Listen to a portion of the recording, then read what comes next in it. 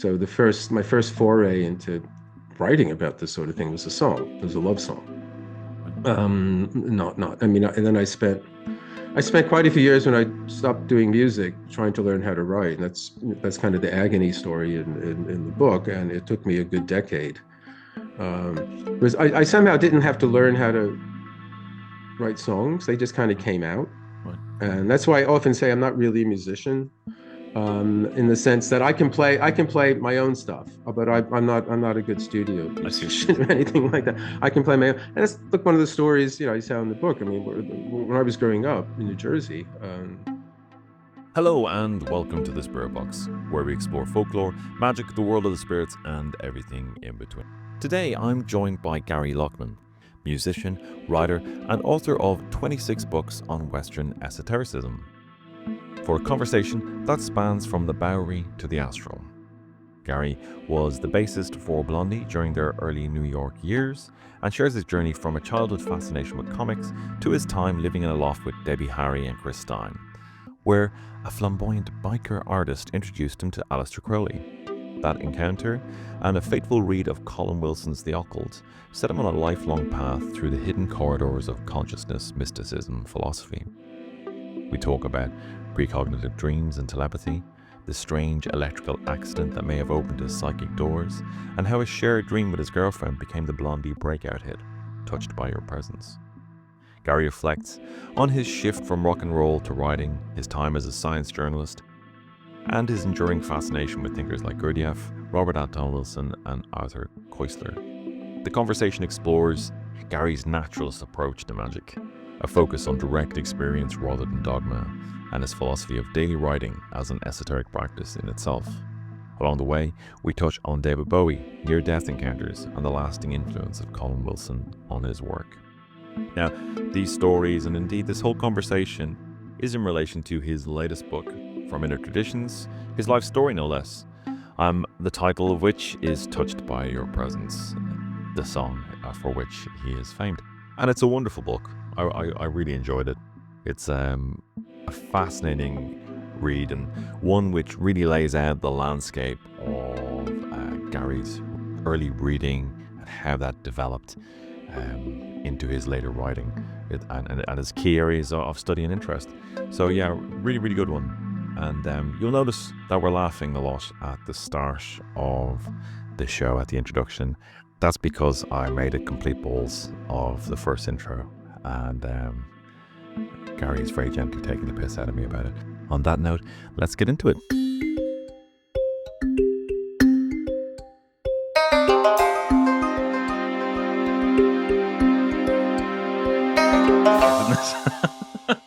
Gary Lachman, you're very welcome to the Spirit Box. Right. Lovely to have you on the show. Well, super and very, very super. I'm delighted, and thank you very much for inviting me. Thank you. For those people who are listening who may not be familiar or aware of your work, would you mind giving them a bit of your background? Well, that could very well be most of your listeners, probably, but yeah. Well, my name is Gary Lachman. I'm the author of, I think it's about 26 or 7 books now, mostly in the field of what I call Western esotericism. I think on my blog, it's kind of culture, consciousness, and the Western esoteric tradition. So kind of counterculture stuff, also about consciousness, and written biographies of different figures in this tradition, like C.G. Jung and Aleister Crowley. And my own person, I had a sort of a mentor relationship with a writer named Colin Wilson. Yeah. So yeah, that's kind of the background. But in a previous life, I was a rock and roller, and I had a career as a sort of a New York rocker in the 1970s and early 1980s. Well, I've, as I said before we hit recording, I've just finished your biography, Touched by the Presence. Congratulations! It's a fantastic read. What a life you've had. That's I mean, Christ. I'm more interested in the esoteric side of things, but Jesus, just reading through the musical, aspects of it it's like a who's who of like the 70s and 80s. Well, I mean, the sort of thing I'm doing now, it started then. when I was, well, it's 50 years ago now. So it's quite some time ago. And when I was first playing in the then unknown Blondie, and relatively soon to be, world famous, as it were, uh, we were living in a loft space on the Bowery in New York. Right. And again, this is 1975, and the Bowery then is no man's land. It was dead end, Skid Row, homeless and alcoholics and all that. So and now it's just completely gentrified, except the place we lived in. When I was last there in 2019, it still had all this graffiti scrawled on the front of it. It looked pretty much as it did, and I thought, okay, that's great. But while I was living in this place, the fellow had the lease. It was like a 3-story building, and we had a floor. Debbie, Harry, Chris Stein, and I were living there, and the other guys would come to rehearse. And the guy who had the lease on this building, he was a wild, flamboyant, gay biker artist who was into the Hells Angels, but also into Aleister Crowley. Right. For your listeners who don't know, he's sort of the infamous dark magician of the 20th century and influential on many bands, but also on like modern magic and all this sort of thing. And I didn't know anything about any of that stuff. I was 19 when I moved in there, and I became really fascinated with it. And then I read a book just called The Occult, and this was by this British writer, Colin Wilson, who I mentioned already, who I later went on and had a long relationship with and eventually wrote a book about. But this was such a fantastic page-turning kind of history of the occult or magic or the supernatural and mysticism. But it's all from a philosophy of consciousness, and it's all not in any dry way. It's actually quite a gripping read. He has a fantastic narrative skill. But it just opened up so many things for me. So I just became interested back then, and the stuff that, I don't know how many years later from then, quite some time after that, I wound up writing about like 20 years at least. Right. Wound up writing about it. Yeah. One thing that kind of jumped out to me in the first couple of chapters of the book, and you're going to outline a lot of your kind of earlier influences around like comics and pulp fiction before getting into a lot of kind of great literature and philosophers. The comics and the pulp fiction, like Lovecraft, you mentioned as well. I found really interesting. So I know a lot of people kind of, I know this, we're it's not often I say I'm younger than anybody in the show, but in this case I am. But like a lot of the people I don't get to say that very often myself. So. But some of the big influences on my own kind of exploration of magic, and a lot of people in my generation were people like Alan Moore and Grant Morrison, and comics were kind of like the gateway, into magic. And I was wondering, is that something that's true for you? I know they're different type of comics, the ones you were describing. Yeah. But and does any of that kind of relatively modern work interest you?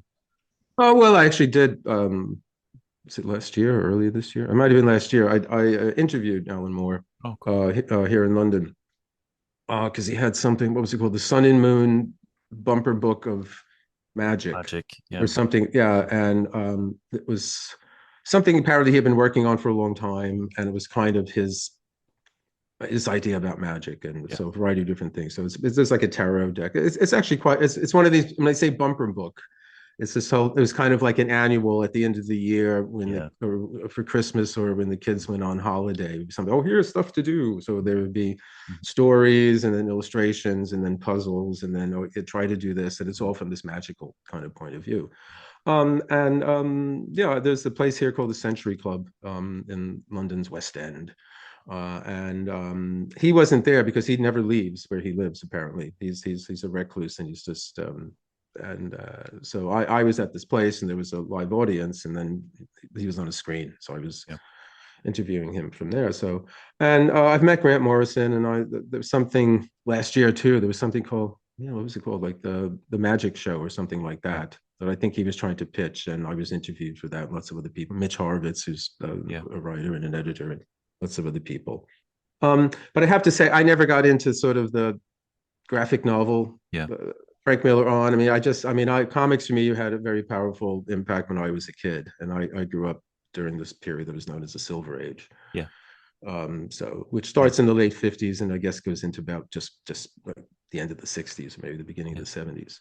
And the comics, that although people at the time, if you know back and some of the writers actually there is magical stuff in there. I mean, but not in the way that Grant Morrison and Alan Moore and later developed, where the whole comic is obviously that, but it's kind of like, in some of the Justice League stories or something like that. And you obviously have characters like Doctor Strange and Marvel and Doctor Fate in DC. So, I mean, it's there, but there wasn't quite that, like J.K. Rowling. There wasn't Harry Potter. There wasn't anything like that. I mean, the thing like that I discovered was later, the pulp fiction, and then what was called adult fantasy. So what Tolkien had Roth, so suddenly there was a big, flood of adult fantasy, E.R.R. Edison and Lord Dunsany and all this kind of stuff. So for a while, and I ate up all of that. But no, for me, comic books, I mean, I tell the story that I must have been reading them at least by 5. Yeah.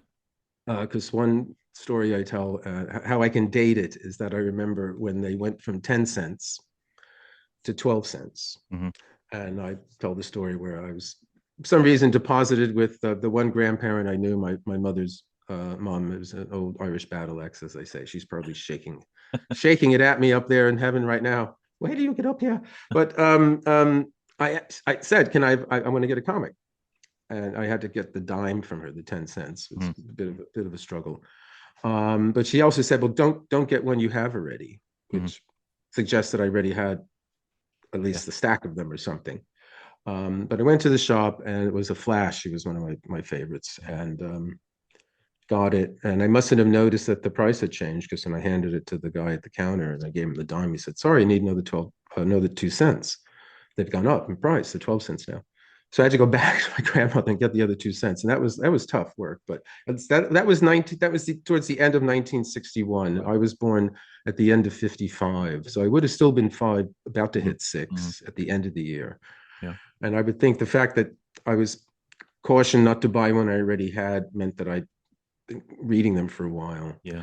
But I also say I remember there was a strip called The Legion of Superheroes that was an adventure comic. I mean, they're part of the DC universe, and I'm sure they turned up in the cartoons and all that kind of stuff. My sons, when they were growing up, we watched it. But these are teenagers from either the future or other planets, and they had superpowers, and Superboy was, one of them. But the 3 main ones were Lightning Lad, and he shot lightning bolts, so that made sense. Saturn Girl, didn't quite understand what Saturn had to do with her. She had telepathy. That was her power, but they look cool. But the one that raised the question to me was, he was Cosmic Boy, and he had magnetic powers. And I thought, why isn't he called Magnet Boy or Magnetic Boy? What's cosmic? So I asked my sister, she didn't know. And I asked my mother, she didn't know. I didn't bother to ask my father. So I guess the punchline is, I've spent the rest of my life trying to understand what like cosmic. Yeah. So that was how I got introduced to all this kind of stuff. Yeah. And as I mentioned earlier, you write extensively about the literature and philosophy that you read, and you were reading quite meaty books at like a relatively young age, like which I tip my hat to. But also, like, what drove this hunger? If it feels like you could read everything you could get your hands on. I don't know, some instinctual appetite to learn, to develop, to grow. I guess it would, the evolutionary appetite, I would call it, or Abraham Maslow's American psychologist. He's known as the father of humanistic psychology. And he'd say, each of us, we have an inherent need to self-actualize, to sort of actualize whatever abilities we have. And I just love, comic books just introduced me. At that time, they would introduce you to lots of stuff. Even like they would have, in between the story, there would be like a 1-page something. Did you know that? And it would be about meteors or tidal wave or some strange scientific fact in the tiny little 1-page comic strip. But it would be, oh, wow. I used to read the dictionary. There was something called the Golden Key Encyclopedia, which was a kid's encyclopedia. And I loved it for the dinosaurs and the atoms and the planets and ancient, Greece and all that kind of stuff. So I just ate all that stuff up. But I was growing up in a very blue collar, I mean, my parents, bless them, they came from the greatest generation, and they left school when they were in the early teens and had to earn a living, having come out of the depression and all that kind of thing. So I had the great advantage of not having to do that, and but they weren't readers, and I think I say in the book, and it just was the case. I think it was something that threatened them because it was like a world they didn't really understand, and I was like off in this world all the time. Mm-hmm. I don't know. I mean, I often wonder. I did one of these ancestry tests a while back, and they got my spit, and they figured out from my spit what my DNA, and 60 something percent of it came from Eastern Europe. Actually, a part of the world that's in the news a lot these days. There was a portion of called Galicia. Doesn't exist it's not the Galicia in Spain, but it was a bit between Poland, Ukraine, Russia, Lithuania. They all kind of owned it at one point, but two of my grandparents came on one on each side of the the background came from that area, and I just wondered, was there some herbalist or some weird alchemist back in the day, and I somehow picked up that gene because nobody around me had the scholarly or reader kind of thing, but it was both a kind of escape from a very constrained small sort of world, and also an expansion into this other world out there. Yeah. Skipping forward a bit, I loved all your kind of early days in New York and kind of setting up with what become Blondie. But you mentioned about a lamp incident. And what happened to you after the lamp incident? Could you talk to that? Yeah, well, I said this loft space we lived in, and it was kind of not good housekeeping wasn't necessarily top of the list, but I'd already lived in squalid places before. There's what they call a backstory, which I won't go into here, but I had already had to leave New Jersey with a cloud over my head, and all this kind of stuff happened that aficionados of Blondie would sort of know what this is about, and it led to one of the first Blondie song called Ex Offender.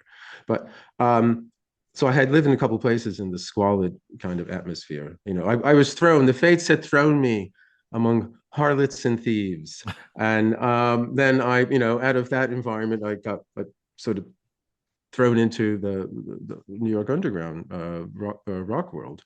But we were living in this place, and I just tried to keep my little patch of it a bit neat because I was so sick of living in squalor. So, and I picked up a lamp and had a short.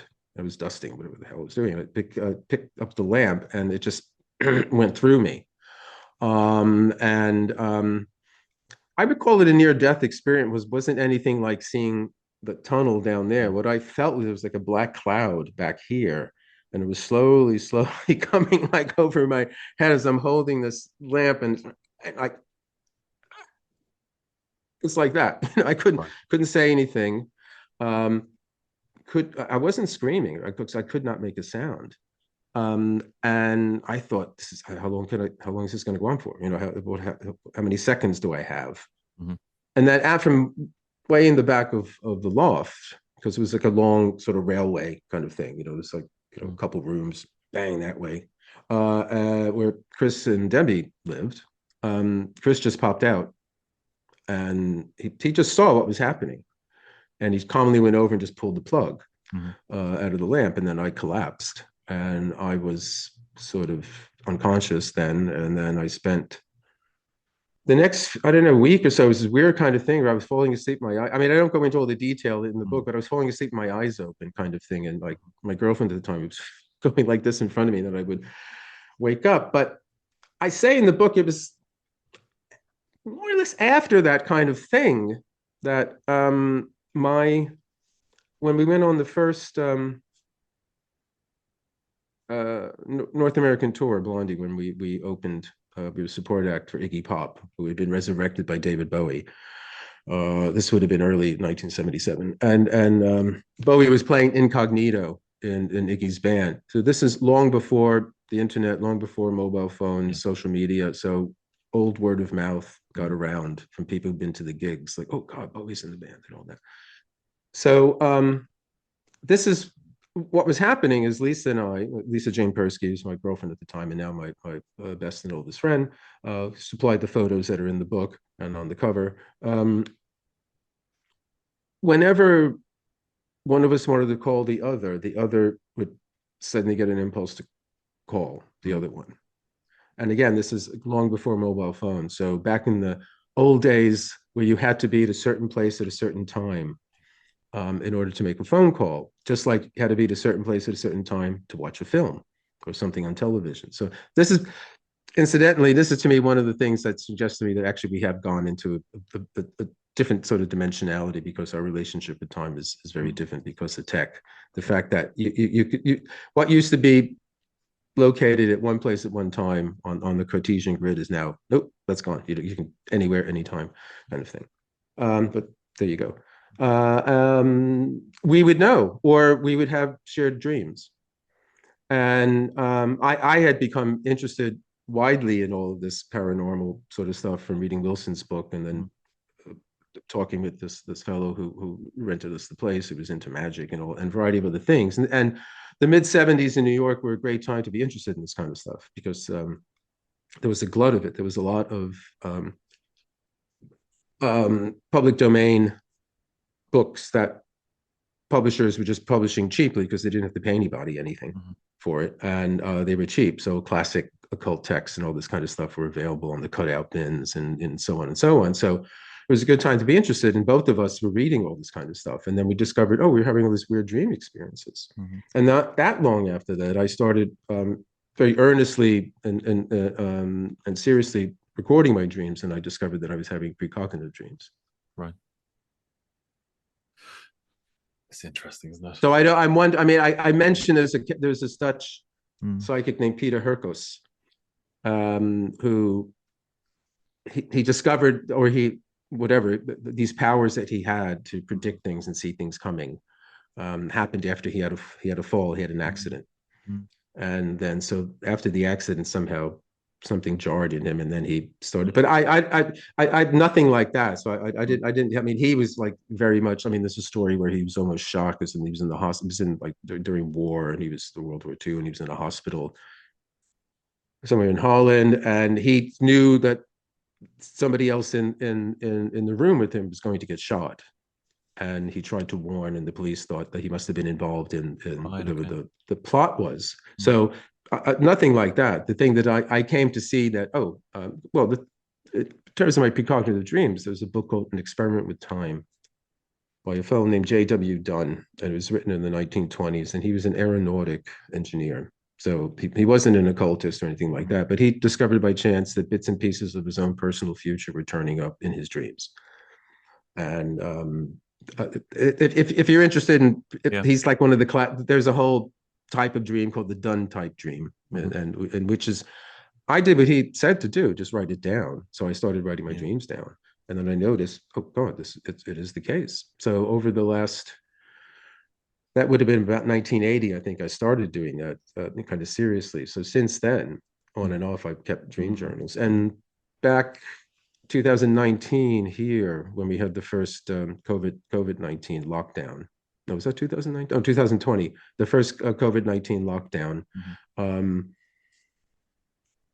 I asked my publisher if they'd be interested in this, because I finally thought about, oh, maybe I should, write about this. Because I had given a talk a couple months earlier before the lockdown about hypnagogia, like the in-between state, sleeping and waking. And that's a state that's actually very conducive to kind of precognitive experiences. So I tacked on some examples of precognitive dreams at the end of that talk. And then someone who had come to the talk posted on Twitter that, I don't know how she figured it in one of the tweet. Maybe she bought whatever you needed to buy to have more than, 200 characters or something. But she told the whole story that she had been to the talk. The guy said, if I wrote my dreams down, I'd see the future. OMG. I did. And the story was that she dreamt that when she walked out her door in the morning, she picked up a hedgehog, one of these strange creatures, and it was on the road. She picked it up and put it into a bush so it would be safe. And then she woke up went on her Twitter feed, and the first thing she saw, the first tweet was how to protect the hedgehogs. Okay. So it's not exactly, but I said it's like subject to symbolic distortion, because dreams, you do often get ones that are absolutely, spot on, exactly the same, but often they're kind of massaged a bit because the dreams, whatever's responsible for them, or whoever, I tend to think actually it's more of a who than a what, it uses symbols to speaks in a symbolic language.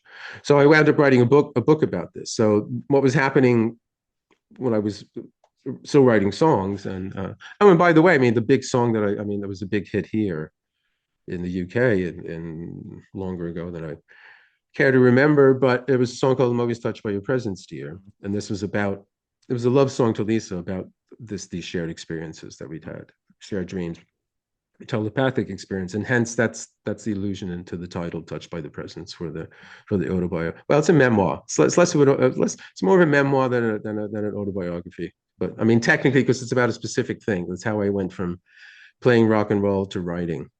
There's all this other stuff that didn't make it in there, but if you really ask, the readers ask, I'm sure I'll be able to find time to write about it. I get it. It's so interesting that physical trauma led to that, those things unfolding in your life, and it seems to be kind of like a relatively common, well, not common, but common for people who are in this area, that some kind of physical trauma, or indeed just a traumatic event in life, starts off these kind of experiences. I think it kind of can dislodge. It doesn't have to be, I mean, I was electrocuted. It can be some just emotional thing, but it dislodges, I guess, certain strata, just we have to talk about in the sort of metaphorical kinds of ways, but as if it's kind of like personality is sedimented there, and there might be other things that are available, but for some reason you don't have immediate access to them, and then something happens that upsets the apple cart, and then all this stuff. But again, it's nothing that I've ever like, I can do this, and it happened. So I consider myself a naturalist in the sense that I pay attention or phenomenologist, if I want to get fancy, but I pay attention and try to describe what's taking place. I don't have any explanations for it. I mean, it just you might as well say, what's the next explanation for whatever? It's just I'm not interested in the explanation. I'm interested in the phenomenon. I'm interested in the thing happening. No, I like that. I saw that a lot in like witch trial accounts, where some trauma happened and then kind of people started seeing spirits, that kind of thing. So you mentioned I'm always touched by your presence, dear, and I get you may have in part answered this already, but how much do you see that song as a doorway to your later work on consciousness and the occult? Well, it was the first product of it, put it that way. So my first foray into writing about this sort of thing was a song. It was a love song. And then I spent quite a few years, when I stopped doing music, trying to learn how to write. And that's kind of the agony story in the book. And it took me a good decade. Because I somehow didn't have to learn how to write songs. They just kind of came out.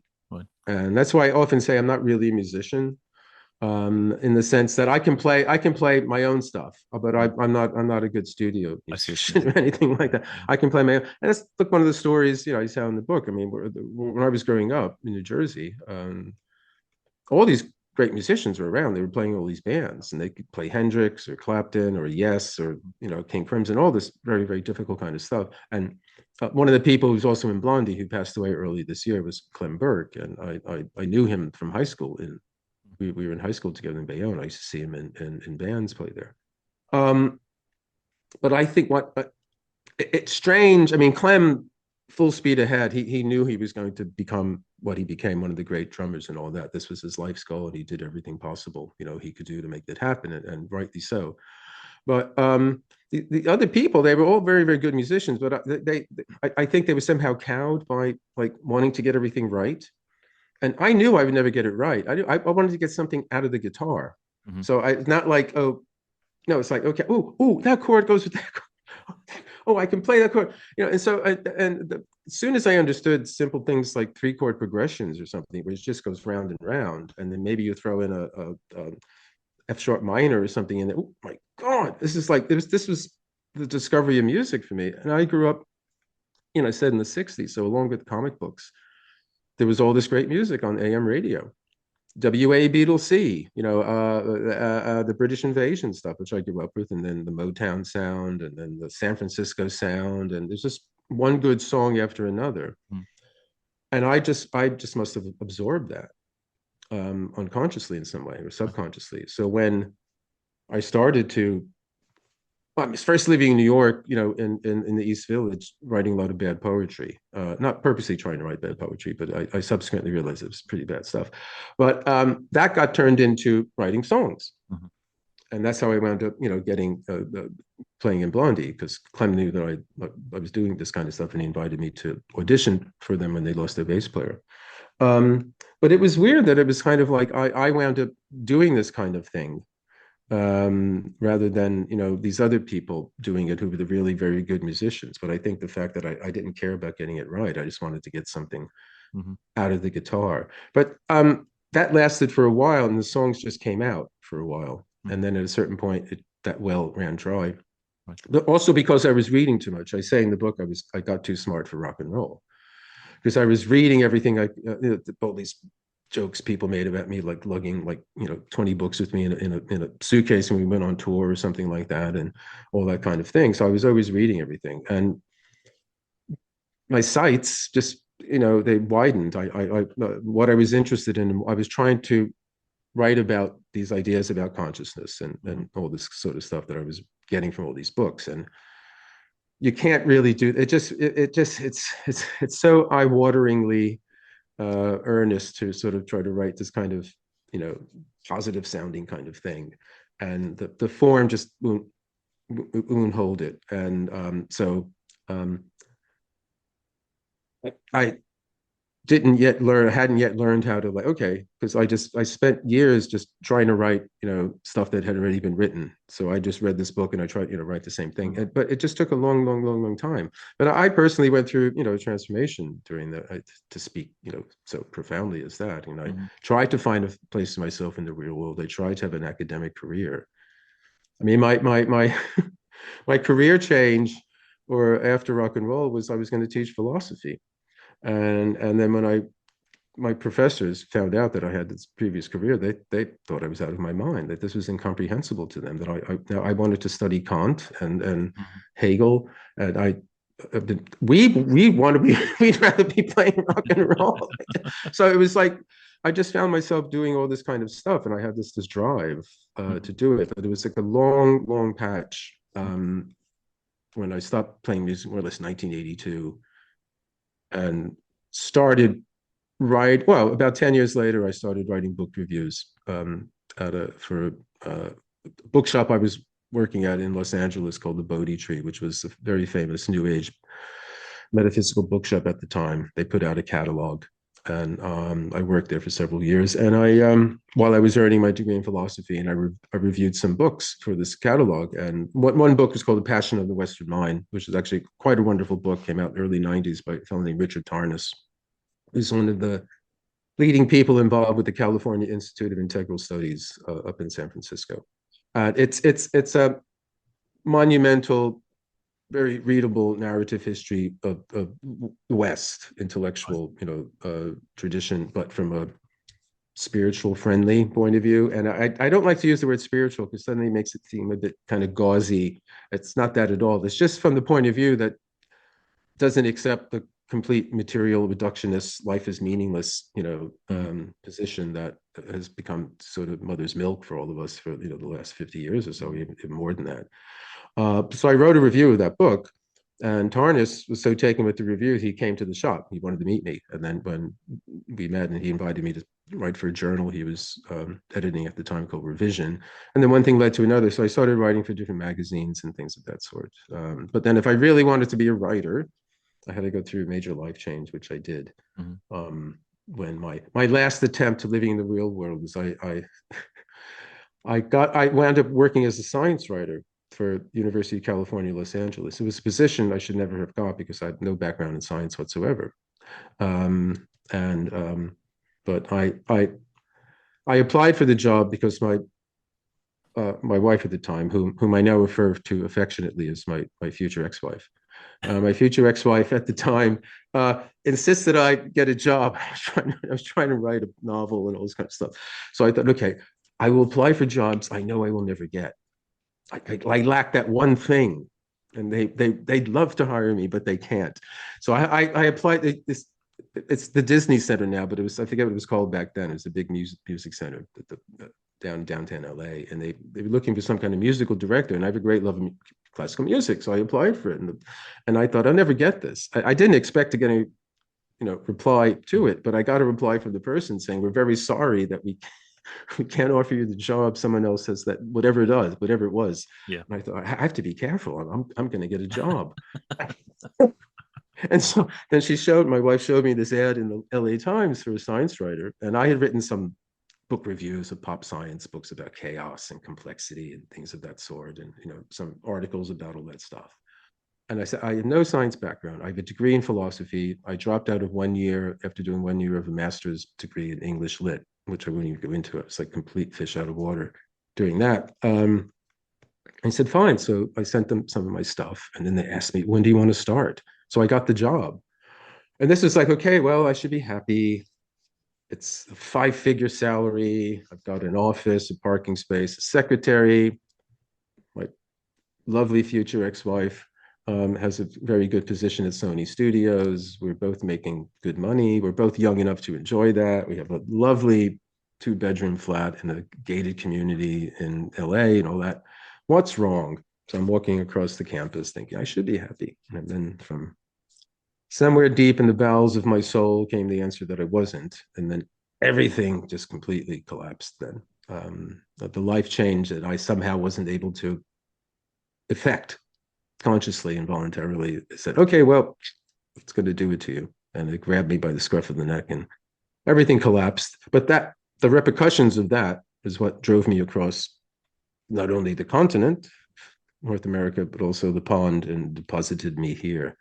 So just a spoiler, the book ends with my leaving Los Angeles at the end of 1995 on my way to come to London, beginning of 1996. And incidentally, knock on wood, I'll be celebrating my 30th anniversary of moving to London in January next year. Congratulations. I enjoy that idea of applying for jobs you don't want, and then the horror of getting them. There's something chaos magic about that. Well, I say if there's something you really want, make yourself pretend that you don't want it, and then somehow convince yourself you don't want it, and then apply for it and see what happens. Taking a different turn, you've got some great anecdotes in the store in the book, and one that really entertained me was one of your encounters with David Bowie on the subject of Colin Wilson while he was holding court. Yes. And you not being able to kind of hold in fact checking him. I'm an innocent. I'm complete naive innocent in these kinds of things. And yeah, this is a story. I tell it in an earlier book, this book called New York Rocker that came out about 20 years ago, which is a full-on account of my life in the blank generation. It's all about music and all that. But I had to tell the story again. And yeah, this is when I was probably about 1980, maybe 81 at some point in New York. And a friend was invited to the loft that Bowie had. I believe it was in Midtown Manhattan. I mean, it's a long time ago, but that's what I believe it was. And he said, "Do you want to come along?" And the reason he asked me is I kind of met Bowie a couple of times. I mean, we weren't pals or anything, but there was this tour I mentioned earlier where he was, the keyboardist in Iggy's band, and we were opening for Iggy. And then I tell another story where he tried to pick up my girlfriend or at the Mud Club. He says, "Well, probably didn't remember that." But in any case, I tagged along, and we're at his place, and I won't go into the details of the sort of let's say condiments that were going going around to enthuse everyone, the hors d'oeuvres, as it were. And but Bowie was at different times he was kind of on an occult kind of kick or things he was into, and apparently he had been talking about that. And we had arrived just when he had ended something talking about that, and there was a lull. And somehow my friend had picked up what they'd been talking about, and he had said, "Oh, well, Gary knows about the occult because he reads Colin Wilson." And said Colin Wilson is a British writer who was best known for his first book, published in 1956, called The Outsider, when he was 24. And he was the only British homegrown existentialist. And it was a book about sort of extreme mental states and strange, eccentric figures that are driven to find some meaning and purpose in the world that, the modern, secular, comfortable world can't offer, and so on and so on. And he had a long career. So this would have been 80, 81. Wilson was still writing. He died in 2013. So any case, soon as the name Colin Wilson comes up, he says, Colin Wilson, he heads a coven in Cornwall. I hadn't met him yet, but I thought, I don't think he heads a coven in Cornwall. I didn't say that quite. And then I said, really? I never heard that. Oh, yes. And then he goes on about, somehow drawing down the ectoplasmic remains of Nazis and this, and he had like a Nazi, pop fascism. God, if only pop these days, pop fascism, kind of obsession. And he keeps going on and on about all this kind of stuff. And I'm just naive. I mean, I didn't start the conversation. I'm just naive and saying, well, I tell you the truth, David, I don't really think that's the case. I really don't think, I've read Wilson, blah, blah, blah. Goes back and forth a bit. And he's kind of insisting. And I'm not realizing that I'm making a scene. Right. And everyone else is quiet. And I'm arguing with the Thin White Duke. I'm arguing with Ziggy. I'm arguing with Major Tom, and about this writer that nobody else in the room knows anything about. Right. And so finally, he had these two female bodyguards, and I don't know if it's Diamonds Are Forever. I think it's not the last, but the penultimate film that Sean Connery plays Bond, and there are these two female assassins called Thumper and Bambi. From like the Disney rabbits. And Thumper and Bambi come up to me and they say, David's tired. We really think it's time you leave. And they walked me out of this place. And I just thought, oh, wow. And I only later on, I realized, I guess I should have like ingratiated myself to him. But this is the thing. I mean, I don't know if I'll, there's an American phrase, I won't say it, but yeah, I never learned to kiss the derriere. That one should in order to, advance oneself in that world. I always, from the start, I figured, well, I'm good. I'm as good as you are. Creative and all that. I was never like, oh, can I get in the picture? Mm-hmm. There was so many people like that. Like, oh, can I get in the picture? And that's that they have a career of doing that. And who cares? I don't care about anything like that.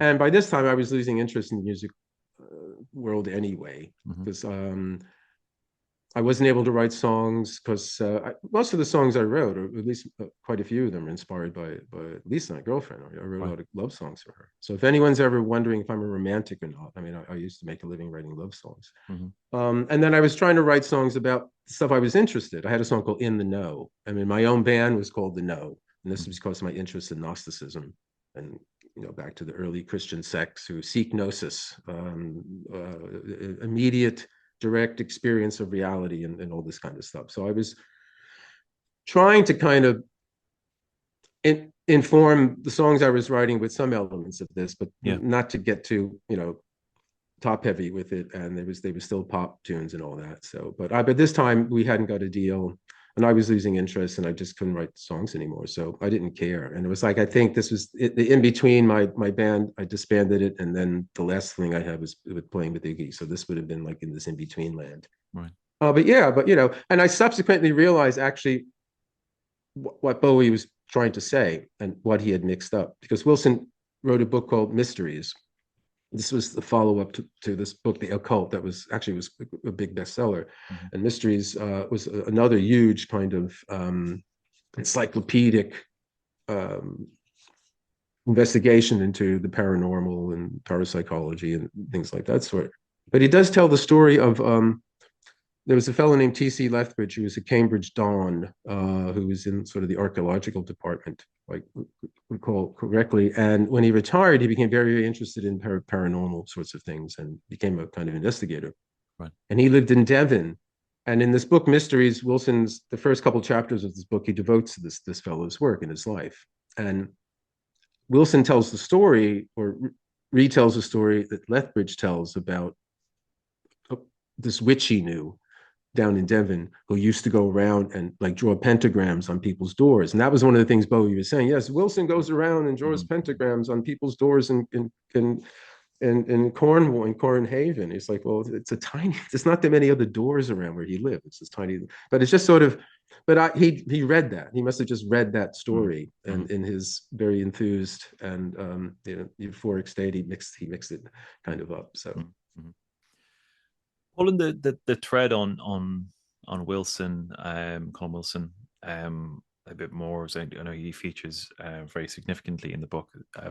Could you talk about his influence? Is it the influence of his writing on you, and then your subsequent friendship with him?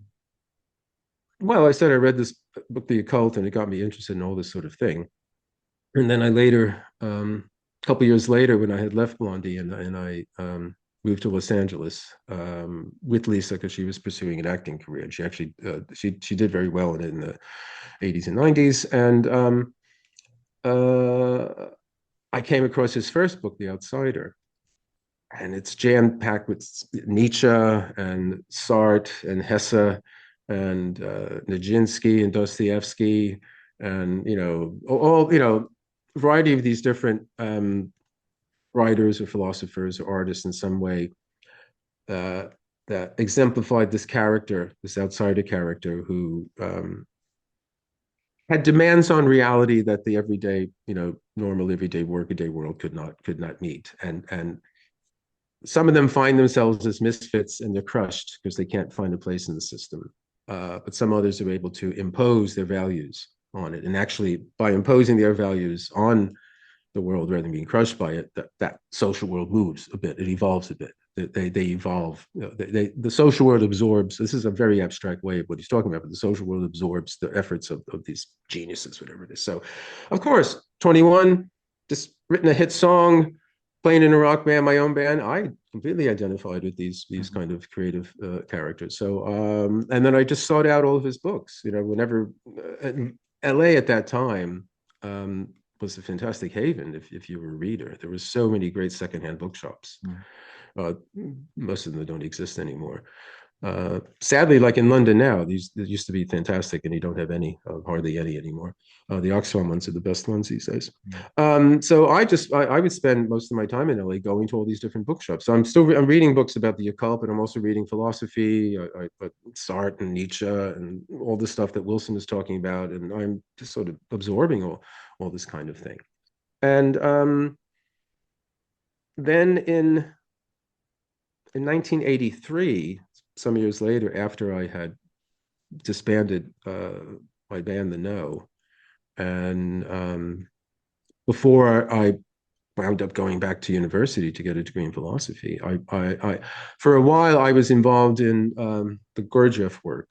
It's the fourth way. This is a system of sort of psychological development by the enigmatic Armenian Greco esoteric teacher G.I. Gurdjieff and his Russian disciple, brilliant writer in his own right, P.D. Uspensky. And these are some of the people I had become aware of through reading Wilson's books. And then I went off and read all the books about them that I could find and all that. So at this point, I had been involved in this kind of school for a couple of years. And I went on what I subsequently called a mini search of the miraculous, which is the name of Uspensky's book about his time with Gurdjieff in early 20th century.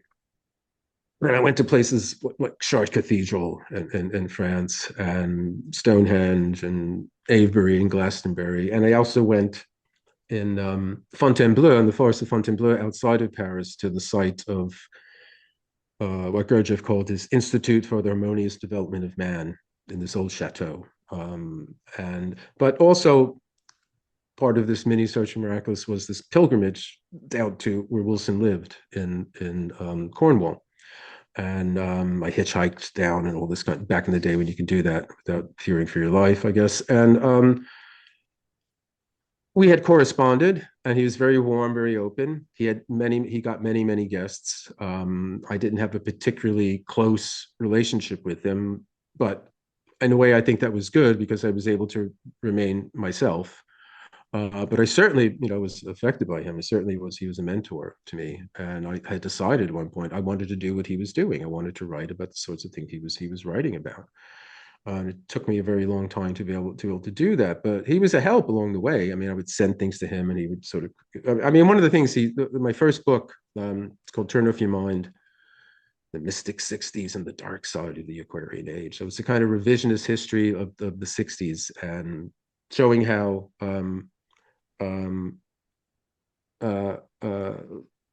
the occult and magic and all of that influenced all the popular culture then. In both positive and negative kinds of ways. And I'd written some of it and I sent him a couple of chapters and he said back, it sounds like you're trying to say something. As if it was like, it sounds like some sociological kind of, no one's going to want to read this sort of thing.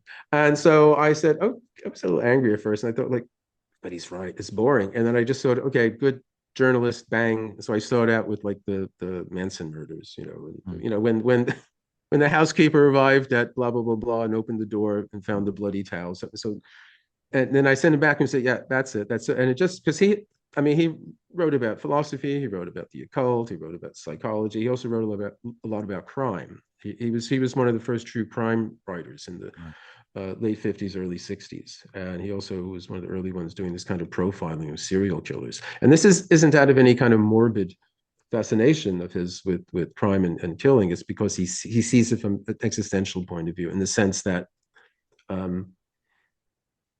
what's driving the serial killer? What's the psychological profile? What psychological needs are being acted out in some way?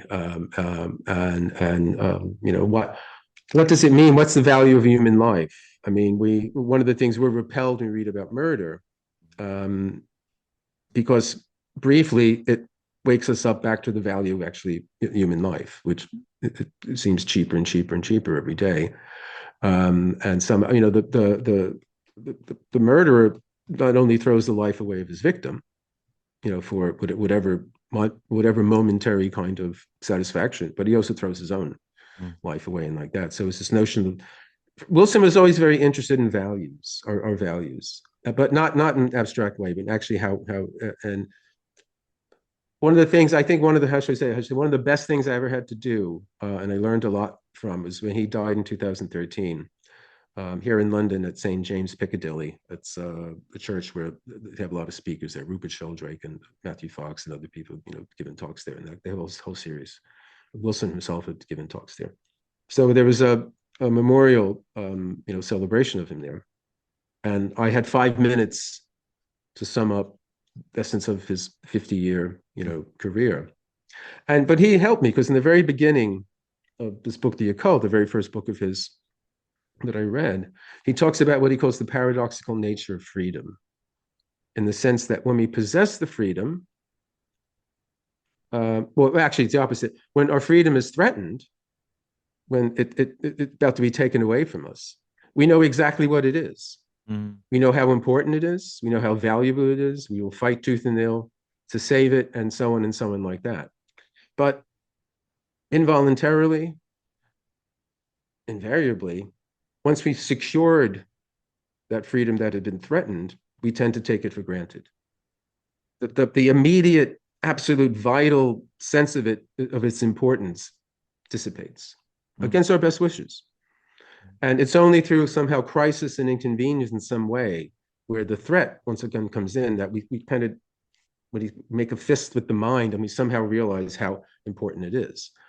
So this was an insight to came to why should we lose our grip?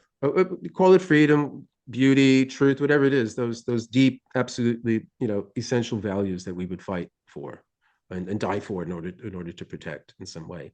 why do we lose our grip on these things? Why do we get to a point where freedom seems a burden? You know, the Sartre's characters, freedom is a burden. They want to get rid of it in some way, you know, or the whole, just a simple thing, we have time on our hands and we have time to kill. The whole idea that you have time to kill, you know, if you're put in front of a firing squad and they're about to shoot you, the whole idea that you had time to kill would be absolutely absurd. The briefest moment would be, you know, absolutely essential to you, and so on and so on. So there's something wrong with human consciousness, and this is the beginning of his idea. This is the existential sort of phenomenological essence of it, and all of that led on to his interest in in parapsychology and magic, the potentials of consciousness. But fundamentally, he's interested in that sort of thing, and that really. I got that, you know, I read that, really felt like, yeah, I know, and I've had experiences of that. And so I don't know, I just felt like I just wanted to do this. And I slowly learned how to write, started writing articles, book reviews. The first book came out in 2001, then another book, and then I've been doing about at least a book a year since then. And if I have any readability, it comes from obsessively reading his books over and over again. And there's another British, well, he's Hungarian, became British writer that people don't really read these days anymore, Arthur Koestler, who's not known anymore, who started out as a political writer, but then he later wrote about science and psychology. And I just mentioned him because he has this other kind of just absolutely limpid narrative style. You know, you forget that you're reading. You know what I mean? That a good writer makes you forget you're reading. You know, and if any way I can, you know, approximate anything like that, it's because I read all these other writers that the clarity is like the absolute, you know, sine qua non of their work. That's fascinating. I'm just curious because you're such a prolific reader and a prolific writer. And you mentioned kind of that, I love that phrase that a good writer makes the reader forget they're reading. In terms of your own writing, your own approach to writing, like, how has that changed over the years? You know, from your kind of like your first work up to the present day. You know, I mean, you're doing a book a year. I find that volume astonishing. Well, necessity is the mother of production. That's my own, you know, I make a living, so it's not, I'm not churning them out, but I'm lucky enough to have editors that are interested in, you know, what I'd like to write about, or master write something. And I also I write a lot of articles and things of that sort, and give quite a lot of talks too. Well, I just think I think by now, after doing this, I mean, I've really been writing these sorts of things for 30 years. If you go back to, say, 1992, when I first started doing articles and book reviews and things of that sort. So I developed a certain fluidity, I would say, fluency, a certain ease, let's say. But it's all the same process. I mean, I think I'm atypical because I kind of keep banker's hours to write. I'm an afternoon writer. There's usually people are morning people or evening. But I had this long period in Los Angeles when I wanted to write and nothing was coming out. It was horrible. So I was a non-writer who had writer's block.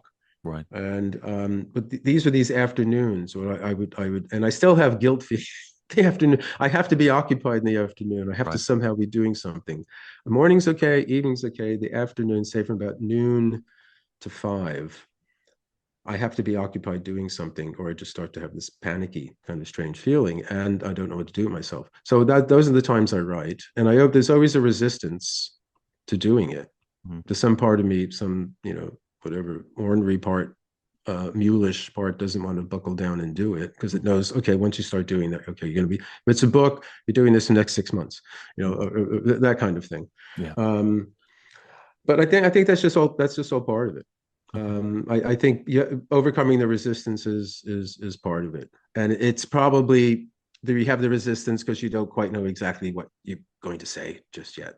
You know what I mean? So I think writer's block has there's a wonderful book on writers. I think it's a writer's block about Victoria Nelson, who's a friend of mine, and it's actually like the positive side of what writer's block is about. There may be very good reasons why it's not coming together, not coming out. So, but I do a quota. I have a certain number of words I try to get in every day. One trick I have is always leave something to start with the next day. Oh, okay. So, keep going. If you've gone past your quota, if you feel good, keep going. But it's getting time to go take your afternoon walk and have a coffee or something. Don't start that next paragraph yet. So save that, because then that gets the flow going. And if you have this, I don't know what you call it, but this function on your laptop where you could, have what you're writing look like a book, like 2 pages. That's a good way to read it back to yourself too, because it'll look like in some way what it's going to look like to the reader. So these are little tricks. No, I think, and just do it every day. Just do it every little. So I forget who says that. Scribble, and then there's a book. So you just do a little bit every day. It's a long-term process. It's a long-term goal. You have to be patient. And just to say every day add a little bit, and at the end you got something. Thank you. No, I appreciate that. Gary, I'm conscious of your time. I really enjoyed the book. It's a tremendous read, and like, if you any interest in the esoteric and the occult, the writing process, and indeed the history of that segment of time, where you were an extraordinarily famous band, it's a really, really great read. So thank you very much. Oh, my pleasure, and thank you very much for coming on Spirit Books. It's been absolutely my pleasure. Brilliant. Yeah, thank you.